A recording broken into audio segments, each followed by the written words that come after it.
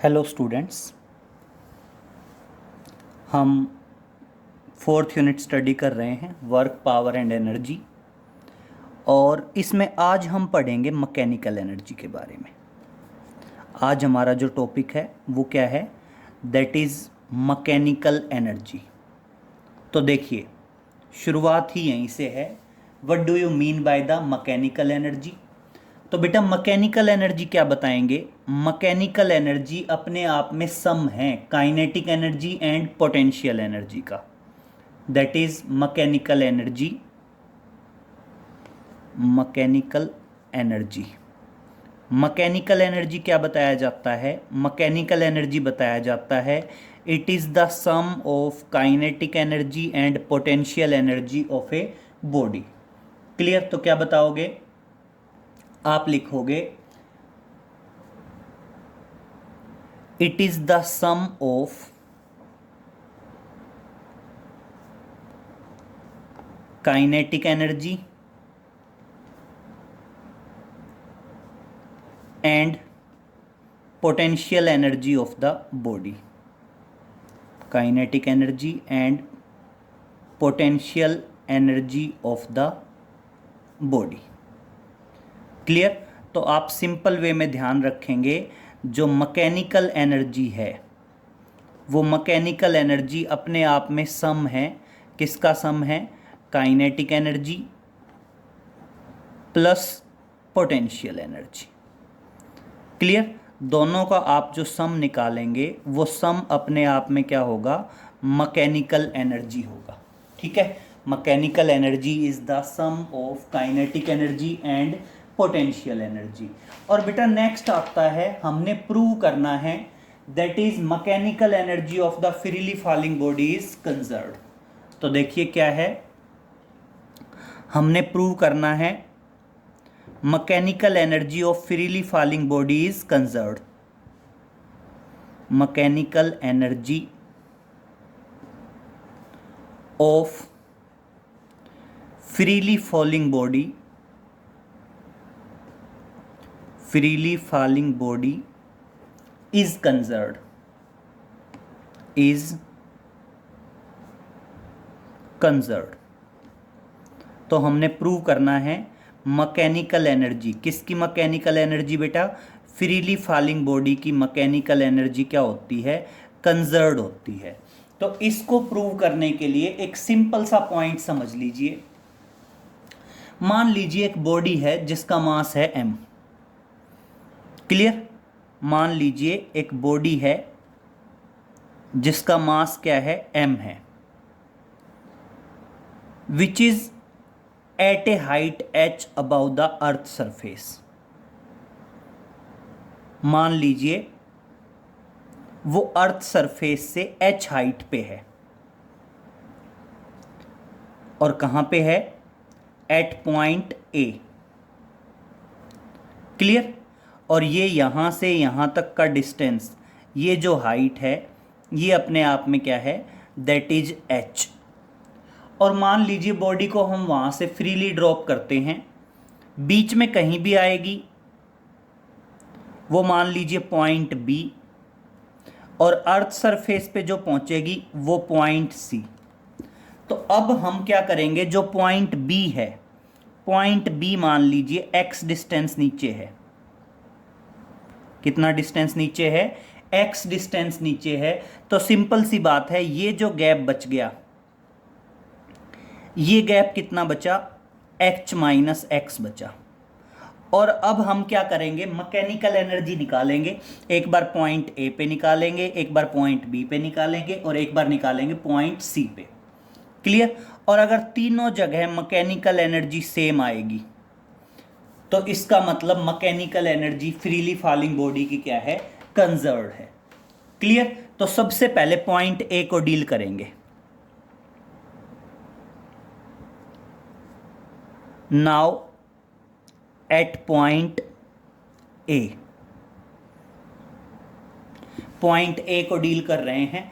तो सबसे पहले कहेंगे पॉइंट A पे पोटेंशियल एनर्जी किसके बराबर होगी? पोटेंशियल एनर्जी होगी बॉडी का मास m g और कितनी हाइट पे है, h हाइट पे, तो पोटेंशियल एनर्जी आ गई mgh। और बेटा काइनेटिक एनर्जी रहेगी 0, क्योंकि body is at rest, body is at rest. Body initially किस पे थी, रेस्ट पे थी, फ्रीली फॉलिंग बॉडी थी, तो हमने शुरू में उसको पॉइंट ए से ड्रॉप किया है। पॉइंट ए से ड्रॉप किया है तो पॉइंट ए पे वेलोसिटी 0 थी। और अब क्या करेंगे, मैकेनिकल एनर्जी निकालेंगे। Now mechanical energy is the sum of kinetic energy and potential energy, that is equal to 0 plus mgh। और इस तरह से पॉइंट ए पे मैकेनिकल एनर्जी क्या आ गई, पॉइंट ए पे मैकेनिकल एनर्जी आ गई mgh। This is the mechanical energy at point A. Clear. अब इसी में आगे फर्दर बात करेंगे पॉइंट बी पे। Now at point B, point B पे डील करें तो सबसे पहले बात करेंगे पोटेंशियल एनर्जी की।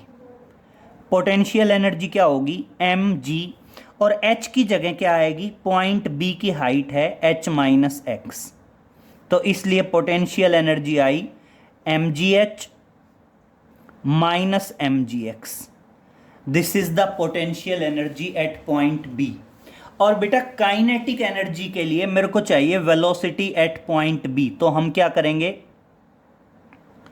नाउ मोशन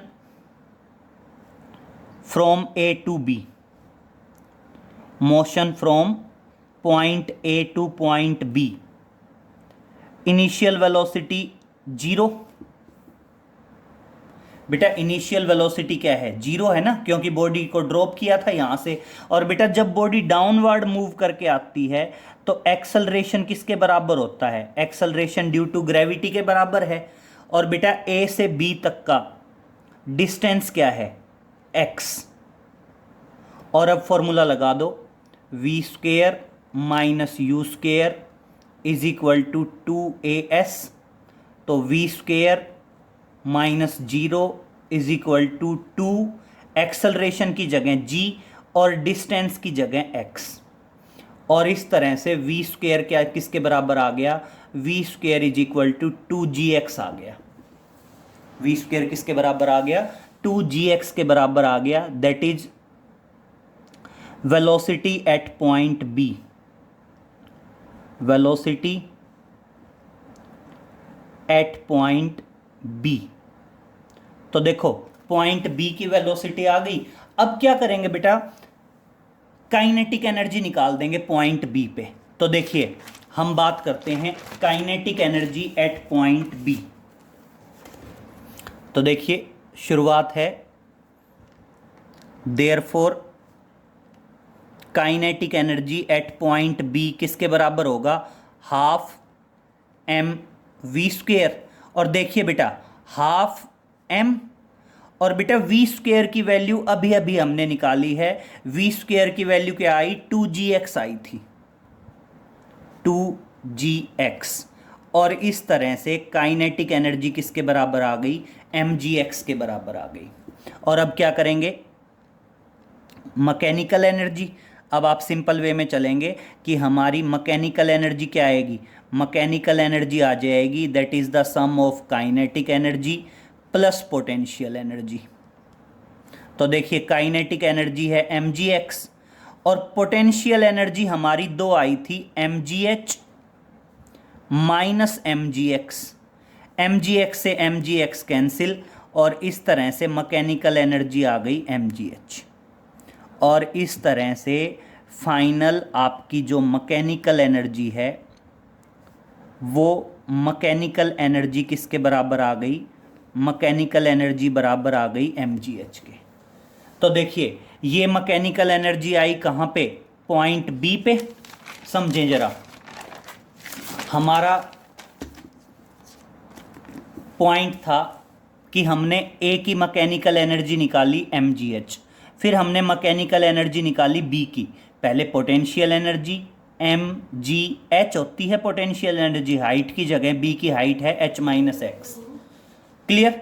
तो इस तरह से फिर ए से बी तक का मोशन लिया और पॉइंट बी पे हमने क्या निकाली, वेलोसिटी निकाली। और इस तरह से ए की मैकेनिकल एनर्जी भी mgh आई थी और बी पे मैकेनिकल एनर्जी भी क्या आ गई, mgh। अब क्या करेंगे, सी पे निकालेंगे। तो बेटा जो पॉइंट सी को डील करेंगे, सी की पोटेंशियल एनर्जी तो जीरो आएगी क्योंकि हाइट जीरो हो गई सी की। और बेटा काइनेटिक एनर्जी निकालने के लिए इसी तरह मोशन डील करेंगे, लेकिन ए से बी की बजाय इस बार मोशन ए से सी तक का डील करेंगे। और ए से सी तक initial velocity same, acceleration same, लेकिन डिस्टेंस ए से बी तक तो डिस्टेंस था x। और अगर मैं ए से सी तक की बात करूंगा तो ए से सी तक डिस्टेंस होगा h। तो चलो डील करते हैं पॉइंट सी को। तो देखिए बात करते हैं now at point C.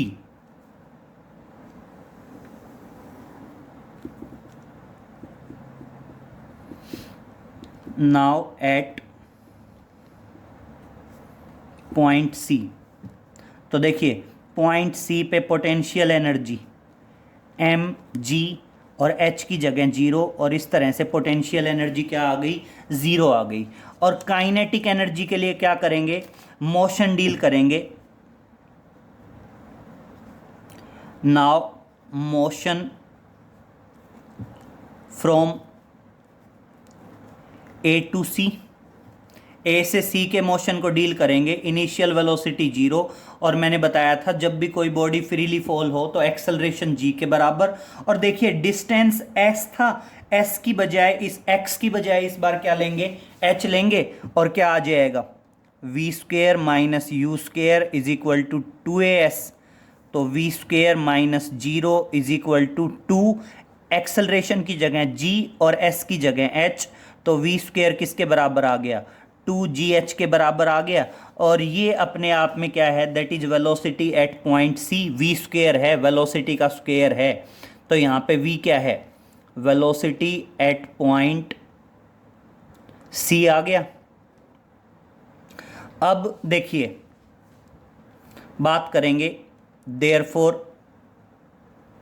Kinetic energy half m v square, half m v square की वैल्यू रख दो 2gh, और किसके बराबर आ गया, mgh। और अब बात करेंगे मैकेनिकल एनर्जी। मैकेनिकल एनर्जी अपने आप में क्या आएगी, that is the sum of kinetic energy plus potential energy. तो देखिए इस तरह से काइनेटिक एनर्जी तो किसके बराबर है, mgh, और पोटेंशियल एनर्जी किसके बराबर है, जीरो। और मैकेनिकल एनर्जी किसके बराबर आ गई, mgh। और अब देखिए पॉइंट ए बी और सी तीनों जगह मैकेनिकल एनर्जी सेम है। तो क्या बताओगे, now mechanical energy, now mechanical energy of freely falling body, of freely falling body is same at point A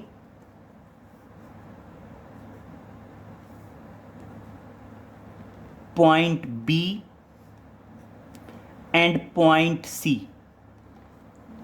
Hence we conclude that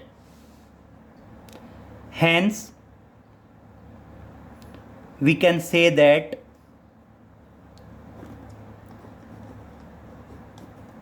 mechanical energy of freely falling body is conserved. Mechanical energy of freely falling body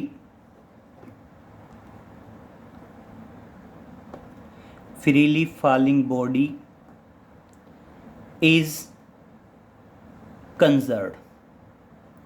और इस तरह से हम conclude कर सकते हैं कि जो मैकेनिकल एनर्जी है बेटा फ्रीली फॉलिंग बॉडी की, मैकेनिकल एनर्जी क्या होती है, कांस्टेंट होती है। क्लियर। अब नेक्स्ट बात करते हैं बेटा पावर। तो देखिए नेक्स्ट पे आते हैं, एनर्जी के बारे में हम पढ़ चुके हैं, अब बात करते हैं पावर की। यस, एक और छोटा सा पॉइंट है, that is mass energy relation. एक पॉइंट है बेटा मास एनर्जी रिलेशन, और मास एनर्जी रिलेशन कह दीजिए या उसको क्या कह दीजिए, मास एनर्जी इक्विवेलेंस कह दीजिए। That is mass energy equivalence बोल दो, मास एनर्जी इक्विवेलेंस, मास एनर्जी इक्विवेलेंस, या इसको कह सकते हैं mass energy relation. That is mass energy relation. और देखिए बेटा ये रिलेशन आइंस्टाइन ने दिया था, और इस रिलेशन के अकॉर्डिंग क्या था, एनर्जी और मास इंटरकन्वर्टेबल हैं। तो देखिए क्या बताओगे, मास एनर्जी रिलेशन या मास energy equivalence, mass energy equivalence is given by mass energy equivalence is given by Einstein। किसने दिया था, आइंस्टाइन ने दिया था। And according to him, and according to him energy and mass are, energy and mass are interconvertible, are interconvertible।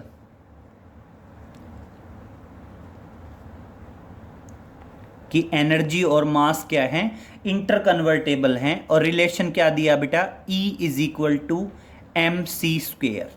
This is the mass energy equivalence. यहां पे E किसको represent कर रहा है बेटा, E रिप्रेजेंट कर रहा है एनर्जी को, M रिप्रेजेंट कर रहा है मास ऑफ द बॉडी, और C रिप्रेजेंट कर रहा है that is speed of light. और बेसिकली किसके बराबर होता है, 3 × 10⁸ मीटर पर सेकेंड। ये किसको रिप्रेजेंट कर रही है, that is the speed of light, and this particular relation is known as mass energy equivalence। इस रिलेशन को क्या बताया गया है, मास एनर्जी इक्विवेलेंस बताया गया है। क्लियर। इसके अलावा कुछ है that is different form of energy कह सकते हैं, जिसमें एक इंटरनल एनर्जी होती है, एक हीट एनर्जी होती है, केमिकल एनर्जी होती है। तो इन्हें हम कह सकते हैं that is different forms of energy. तो हम बात करते हैं that is different forms of energy.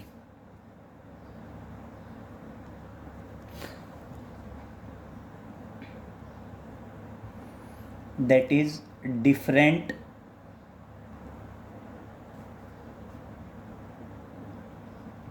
Forms of energy. बेटा हमारी जो एनर्जी है वो वेरियस फॉर्म्स में एग्जिस्ट करती है, अलग अलग तरीके की एनर्जी हमारे चारों तरफ एग्जिस्ट करती है।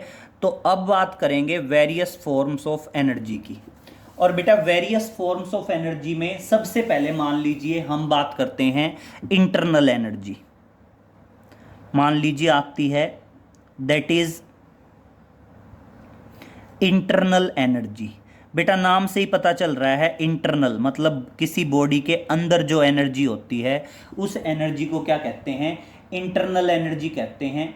तो देखिए इंटरनल एनर्जी क्या होगी, क्या बताओगे, the energy of the body due to its temperature. क्या है, किसी बॉडी के टेम्परेचर की वजह से due to its temperature and intermolecular forces and intermolecular forces is known as internal energy,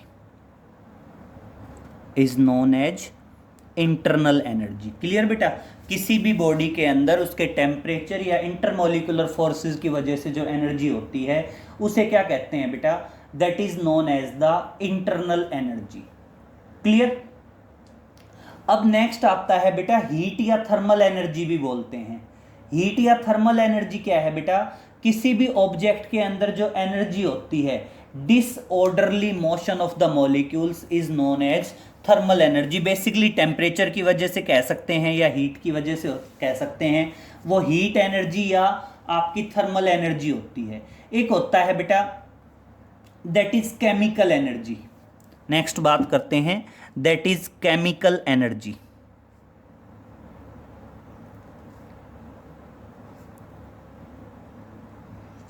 chemical energy क्या है बेटा? किसी भी केमिकल रिएक्शन के अंदर जो एनर्जी एब्जॉर्ब होती है या जो एनर्जी इवोल्व आउट होती है, उस एनर्जी को क्या कहते हैं? That energy is known as the chemical energy. Clear? तो देखिए क्या बताएंगे, the difference between the chemical compound and the constituting part of the chemical compound is known as chemical energy, या सिंपल वर्ड्स में कह सकते हैं chemical energy is due to the chemical bonding of the atoms of the chemical compound is known as chemical energy. या फिर chemical energy क्या है बेटा? It is the available energy in a chemical reaction. किसी भी तरीके से define कर सकते हैं, हम सबसे सिंपल कह देते हैं the energy which is absorb और इवोल्व। दोनों बातें हो सकती हैं बेटा, एब्जॉर्ब भी हो सकती है, रिलीज्ड भी हो सकती है, और मतलब कह सकते हैं द एनर्जी एब्जॉर्ब और इवोल्व आउट। तो क्या बताएंगे? द एनर्जी एब्जॉर्ब और इवोल्व, द एनर्जी एब्जॉर्ब और released in a chemical reaction, in a chemical reaction is known as chemical energy। बेटा किसी भी केमिकल रिएक्शन के अंदर जो एनर्जी एब्जॉर्ब होगी या इवोल्व होगी, ध्यान रखना रिलीज होगी, उसे बोलते हैं केमिकल एनर्जी। बेटा अगर किसी केमिकल रिएक्शन में, जैसे आपने केमिस्ट्री में पढ़ा होगा, अगर किसी केमिकल रिएक्शन में एनर्जी रिलीज्ड होती है तो उसको बोला जाता है that is exothermic chemical reaction. और अगर बेटा एनर्जी एब्जॉर्ब होती है तो उसे कहा जाता है, अगर रिलीज हुई तो एक्सोथर्मिक और एब्जॉर्ब हुई तो उसे बोलते हैं that is endothermic. Clear? Same इसी तरह आता है न्यूक्लियर एनर्जी। सेम इसी तरह है आपका दैट इज न्यूक्लियर एनर्जी। बेटा न्यूक्लियर एनर्जी क्या है? भाई केमिकल रिएक्शन में कोई एनर्जी निकलेगी उसे केमिकल एनर्जी कहेंगे, किसी न्यूक्लियर रिएक्शन में जो एनर्जी निकलेगी उसे क्या कहेंगे? न्यूक्लियर एनर्जी कहेंगे। और बेटा न्यूक्लियर एनर्जी या तो न्यूक्लियर फिजन में इवोल्व आउट होती है या न्यूक्लियर फ्यूजन में। आपने पढ़ा होगा, आप कह सकते हैं, सिंपल कह सकते हैं द एनर्जी रिलीज्ड सेम है, द एनर्जी एब्जॉर्ब भी हो सकती है, एब्जॉर्ब और released in a nuclear reaction, in a nuclear reaction is known as nuclear energy। Nuclear energy. या फिर एक तरीके से और डिफाइन कर सकते हैं, क्या डिफाइन कर सकते हैं? The energy released the energy released in nuclear fusion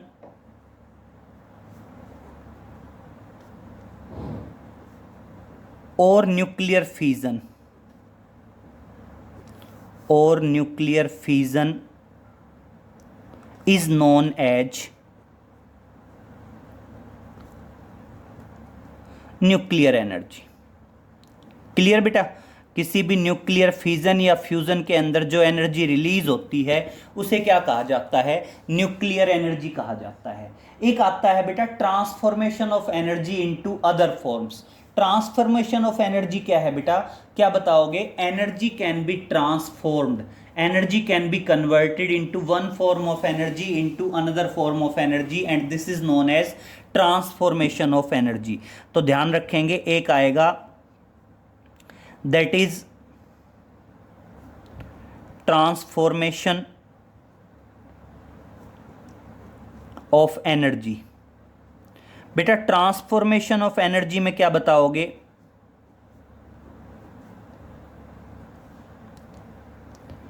energy can be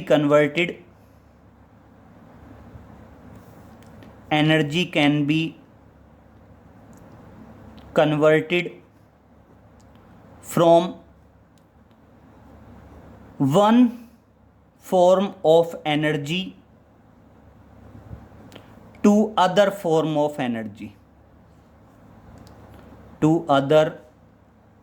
form of energy, मतलब एनर्जी को हम एक रूप से, एक फॉर्म से दूसरे फॉर्म में बदल सकते हैं and this is known as transformation of energy.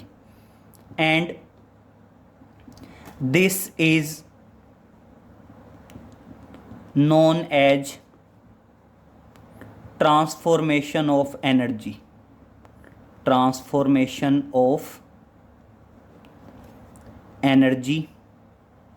but during this process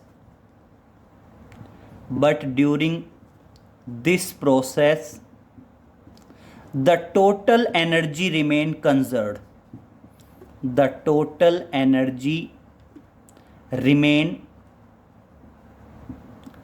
but कभी भी ध्यान रखेंगे ट्रांसफॉर्मेशन ऑफ एनर्जी के टाइम पे टोटल एनर्जी आपकी क्या रहने वाली है? कंजर्व्ड रहने वाली है, कांस्टेंट रहने वाली है। Clear? During this process the total energy remain conserved या रिमेन कांस्टेंट। अब नेक्स्ट पे चलते हैं बेटा। नेक्स्ट और एक छोटा सा पॉइंट है दैट इज पावर। अब मेरी बात सुनिए, पावर होता है बेटा rate of doing work is known as power. तो बात करते हैं पावर की,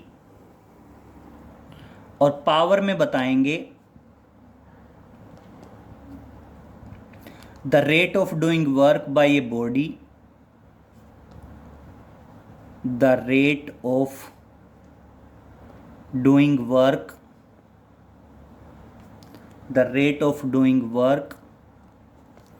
by a body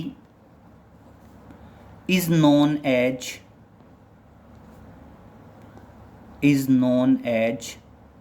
power. Clear? जो रेट ऑफ डूइंग वर्क है किसी बॉडी का वो क्या होता है? आपका पावर होता है। और इसीलिए बेटा पावर क्या बताया जाता है? पावर बताया जाता है that is work done upon time. और इसलिए आप पावर को बता सकते हैं that is work done upon time, power is equal to W by T। ठीक है? और देखिए बेटा वर्क की मेजरिंग यूनिट क्या है? अगर मैं बात करूं दैट इज मेजरिंग यूनिट्स, तो देखिए अगर मैं मेजरिंग यूनिट्स की बात करूं तो वर्क की मेजरिंग यूनिट क्या है? जूल। और टाइम की मेजरिंग यूनिट क्या है? सेकंड। तो इस तरह से आप क्या बताओगे? पावर की मेजरिंग यूनिट क्या आ गई? जूल पर सेकंड आ गई, जिसको हम बेसिकली क्या बोल देते हैं? वाट बोल देते हैं। वाट बोल देते हैं। और किससे डिनोट करते हैं? कैपिटल W से डिनोट करते हैं। And this is the SI system of measuring unit. तो पावर की SI सिस्टम में मेजरिंग यूनिट क्या होती है? आपकी वाट होती है। इसके अलावा बेटा एक मेजरिंग यूनिट है किलोवाट। 1 किलोवाट बराबर होता है बेटा 10⁻³ वाट के। इसके अलावा है बेटा मेगावाट। आप ध्यान रखोगे, एक होता है मेगावाट, एक होता है हॉर्स पावर। एक मान लीजिए दैट इज मेगावाट। 1 मेगावाट रहेगा 10⁻6 वाट। इसके अलावा एक मेजरिंग यूनिट रहेगी horse power, that is 1 horse power, that is horse power, short में HP बोल देते हैं, हॉर्स पावर। ये बराबर होती है 746 वाट के। और ये क्या है, that is the practical measuring unit, practical measuring unit of the power. तो आप कभी भी ध्यान रखेंगे, अगर बात करें प्रैक्टिकल मेजरिंग यूनिट पावर, तो पावर की प्रैक्टिकल मेजरिंग यूनिट क्या आएगी आपकी, हॉर्स पावर होती है। और एक चीज और ध्यान रखेंगे, आप नोट में डालेंगे, आपको पता होना चाहिए, नोट में डालेंगे ये चीज कि power is the dot product of force and velocity. जो पावर है P, वो अपने आप में डॉट प्रोडक्ट होता है फोर्स और वेलोसिटी का। कभी भी ध्यान रखेंगे, जो पावर होगी वो अपने आप में डॉट प्रोडक्ट होगी। किस किस का डॉट प्रोडक्ट होगी, फोर्स एंड वेलोसिटी की। तो क्लियर, यहाँ पे जो P है वो किसको रिप्रेजेंट कर रही है, पावर को रिप्रेजेंट कर रही है। F जो है वो रिप्रेजेंट कर रहा है फोर्स को, और V जो है वो रिप्रेजेंट कर रही है यहाँ पे वेलोसिटी को। क्लियर। तो आप ध्यान रखेंगे कि आपका जो पावर होता है वो पावर क्या है, डॉट प्रोडक्ट है किस किस का, फोर्स एंड वेलोसिटी का। क्लियर। तो इतना करेंगे बेटा, बाकी आगे नेक्स्ट लेक्चर में मिलते हैं। Okay, thank you.